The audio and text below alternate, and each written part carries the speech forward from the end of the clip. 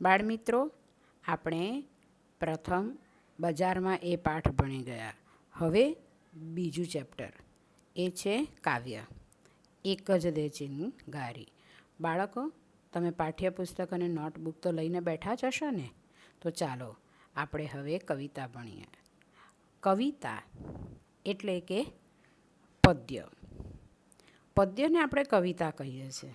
અને કવિતા જો પુરુષ લખે તો એને આપણે કવિ કહીએ છીએ, અને જો સ્ત્રી લખે તો એને કવયિત્રી કહેવામાં આવે છે. અને ગદ્ય એટલે પાઠ, અને પાઠ જો પુરુષ લખે તો આપણે એને લેખક કહીએ છીએ, અને સ્ત્રી લખે તો એને લેખિકા કહીએ છીએ. તો આ કવિતા એટલે કે કાવ્ય એટલે કે પદ્ય અહીં પુરુષે લખ્યું છે, એટલે આપણે એને કવિ કહીએ છીએ. હવે કવિતાના પ્રકારો. તો કવિતાના અન્ય પ્રકારો છે: ઉર્મી ગીત, ખંડકાવ્ય, પ્રકૃતિ ગીત, લોકગીત. પરંતુ આપણું આ એક જ દે ચિનગારી એ એક પ્રાર્થના ગીત છે. આ કાવ્યના કવિ છે હરિહર ભટ્ટ, જેમનો જન્મ 1895 અને મૃત્યુ 1978માં થયું હતું. જેઓ અમદાવાદના વતની હતા. તમે આ પાઠ્યપુસ્તકમાં જોતા જશો. તેઓ અધ્યાપક હતા. અધ્યાપક એટલે કે શિક્ષક. તેમણે કેટલોક સમય વેધશાળાનું સંચાલન કર્યું હતું. વેધશાળામાં એટલે ખગોળશાસ્ત્ર. હવે ખગોળશાસ્ત્ર એટલે કે અવકાશનું ભણાવતી શાળા એટલે કે વેધશાળા, તેનું એમણે સંચાલન કર્યું હતું. ત્યારબાદ એમણે ગણિતના પુસ્તકો પણ આપેલા છે. બીજું કે એમણે એક સુંદર એવા કાવ્યો પણ લખ્યા છે. અને આ કાવ્યો લખીને ઘણા બધા કાવ્યો લખીને એમણે એક કાવ્ય સંગ્રહ આપ્યો છે. અને એટલે કે કાવ્ય સંગ્રહ એટલે શું? કે એક જ પુસ્તકમાં ઘણા બધા કાવ્યોનો સંગ્રહ કરવામાં આવે અને એક પુસ્તક તૈયાર કરવામાં આવે છે, અને એ પુસ્તકને એક નામ આપવામાં આવે. ઘણા કાવ્યોનો કાવ્ય સંગ્રહ કરી અને નામ આપ્યું છે એમણે હૃદય રંગ, અને એમાંથી આ એક કાવ્ય લેવામાં આવ્યું છે, એક જ દે ચિનગારી. આ પ્રાર્થના કાવ્યમાં કવિએ પ્રભુ પાસે ધન, વૈભવ કે સત્તા નથી માંગ્યા, પણ એક ચિનગારી માંગી છે. એક ચિનગારીની અપેક્ષા રાખી છે. એટલે કે કવિ કહે છે કે મારે ભૌતિક સુખ નથી જોઈતા, પણ જ્ઞાન એટલે કે સમજનો મને તણખો આપ. હવે આપણે આ કાવ્યનો રાગ જોઈશું. એક જ દે ચિનગારી મહાનલ, એક જ દે ચિનગારી. ચકમકલોડું ઘસતા ઘસતા, ચકમકલોડું ઘસતા ઘસતા, ખર્ચી જિંદગી સારી. જામગરીમાં તણખો ન પડ્યો, જામગરીમાં તણખો ન પડ્યો, ન ફળી મહેનત મારી મહાનલ. એક જ દે ચિનગારી, એક જ દે ચિનગારી મહાનલ, એક જ દે ચિનગારી.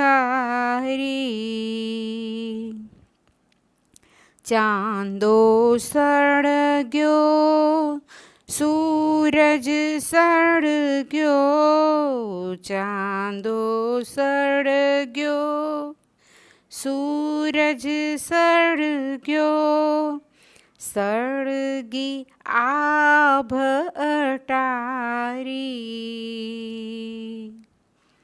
ના સળગી એક સગડી મારી, ના સળગી એક સગડી મારી, વાત વિપત નિભારી મહાનલ, એક જ દે ચિનગારી, એક જ દે ચિનગારી મહાનલ, એક જ દે ચિનગારી. ઠંડીમાં મુજ કાયા થથરે, ઠંડીમાં મુજ કાયા થથરે, ખૂટી ધીરજ મારી, વિશ્વાનલ હું અધિક ન માંગુ, વિશ્વાનલ હું અધિક ન માંગુ, માંગુ એક ચિનગારી મહાનલ, એક જ દે ચિનગારી, એક જ દે ચિનગારી મહાનલ, એક જ દે ચિનગારી, એક જ દે ચિનગારી. હવે આપણે આ કાવ્યનું ગાન કર્યું ને, આ તમારે કવિતા મોઢે પણ કરવાની છે. હવે આપણે આ કાવ્ય ગાન કર્યા પછી આ કાવ્ય સમજીએ. તો અહીં પ્રથમ પંક્તિમાં કવિ કહે છે, એક જ દે ચિનગારી. ચિનગારી એટલે જ્ઞાન, સમજનો એક તણખો. અને કવિ કહે છે કે એક જ દે ચિનગારી મહાનલ, એક જ દે ચિનગારી. હે મહાનલ એટલે કે અગ્નિ સ્વરૂપ પરમાત્મા, હે પરમાત્મા, હે ચૈતન્ય રૂપ અગ્નિ, હું આપની પાસે માત્ર એક જ ચિનગારી માંગુ છું. ચિનગારી એટલે જ્ઞાનરૂપી પ્રકાશનું કેવળ એક જ કિરણ માંગુ છું. હવે કે છે, ચકમક લોઢું ઘસતાં ઘસતાં ખર્ચી જિંદગી સારી.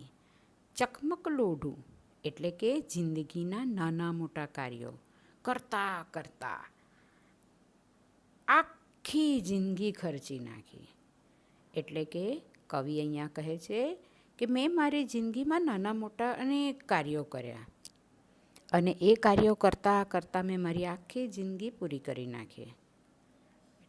જામગરીમાં તણખો ન પડ્યો. એટલે કે જામગરી એટલે આપણે ફટાકડાની આપણે ફોડીએ તો આગળની જે આપણે હોય છે ને વાટ જેવું, એ જામગરી આપણે કહીએ છીએ, તમને ખ્યાલ હોય તો.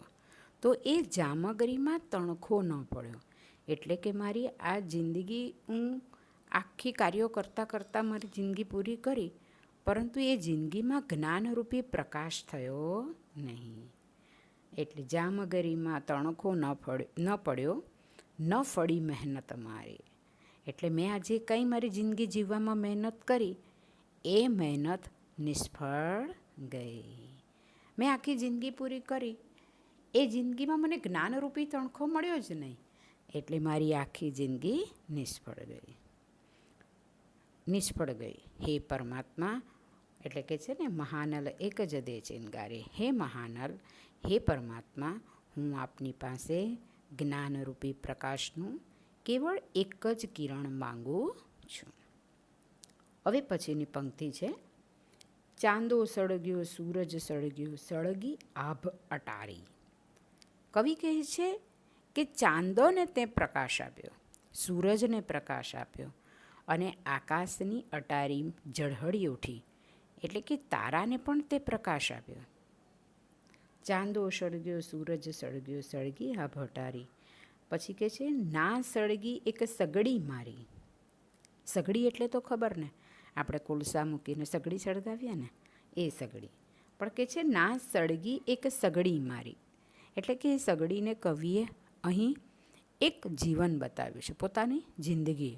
એટલે કે હે કવિ, તમે ચાંદાને, હે પરમાત્મા સોરી, કે તમે ચાંદાને પ્રકાશ આપ્યો, સૂરજને પ્રકાશ આપ્યો અને તારાને પણ પ્રકાશ આપ્યો, પણ મારી જીવનરૂપી સગડીને તમે સળગાવી નહીં. એટલે કે મારા જીવનમાં તમે જ્ઞાનરૂપી પ્રકાશ કર્યો નહીં. વાત વિપતની ભારી, એટલે કે આ પ્રકાશ તમે ન આપ્યો, જ્ઞાનરૂપી પ્રકાશ તમે મારા જીવનમાં ન આપ્યો, તેથી મારા માટે આ ખૂબ જ દુઃખદાયક વાત છે. વાત વિપતની ભારી એટલે દુઃખદાયક, વિપત એટલે આફત, દુઃખ, દુઃખદાયક વાત છે. મહાનલ એક જ દે ચિનગારી, એટલે હે પરમાત્મા, હું આપની પાસે જ્ઞાનરૂપી પ્રકાશનું કેવળ એક જ કિરણ માગું છું. પછી કે છે ઠંડીમાં મુજકાયા થથરે, ખૂટી ધીરજ મારી. અહીં કવિ કહે છે કે ઠંડીમાં હું ધ્રુજી રહ્યો છું. ઠંડી એટલે અનેક પ્રકારોના દુઃખ, અને એ દુઃખોથી હું ધ્રુજી રહ્યો છું. એટલે કે મને આ દુઃખો ડરાવી રહ્યા છે. હવે તો મારી ધીરજ ખૂટી ગઈ છે. ખૂટી ધીરજ મારી, મારી હવે ધીરજ ખૂટી ગઈ છે.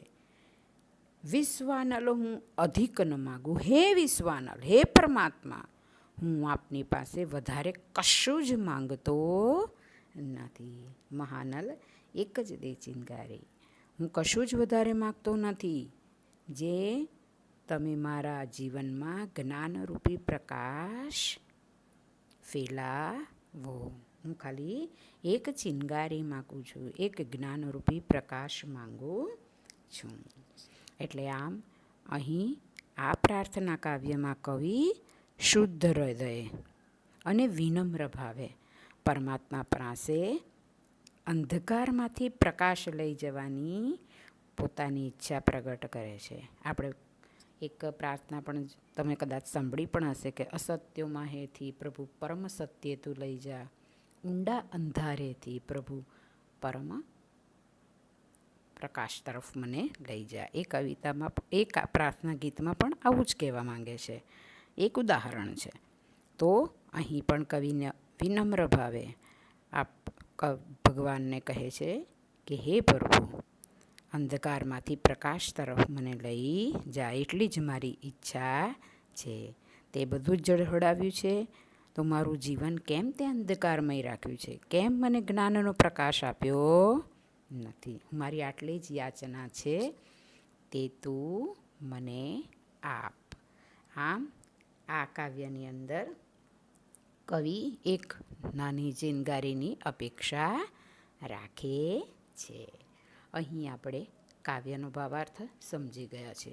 અને આ કાવ્યની અંદર રૂઢિપ્રયોગ પણ જોવા મળે છે, જે છે જિંદગી ખર્ચી નાખવી. ખર્ચી જિંદગી સારી કે છે ને, જિંદગી ખર્ચી નાખવી એટલે જિંદગી વેડફી દેવી. પછી કે છે કે મહેનત ન ફળવી એટલે મહેનત વ્યર્થ જવી. ત્રીજું છે ધીરજ ખૂટી, ખૂટી ધીરજ મારી કે છે ને, એટલે ધીરજ ન રહેવી. અહીં શબ્દ સમજૂતી આપી છે, તે તમારે લખી લેવાની. અને આગળ ભાષા સજ્જતા એ આપણે પાછળ કરીશું, છેલ્લે. એ વ્યાકરણ વિભાગ છે એટલા માટે. એટલે આપણે તે પાછળ આપણે જોઈશું.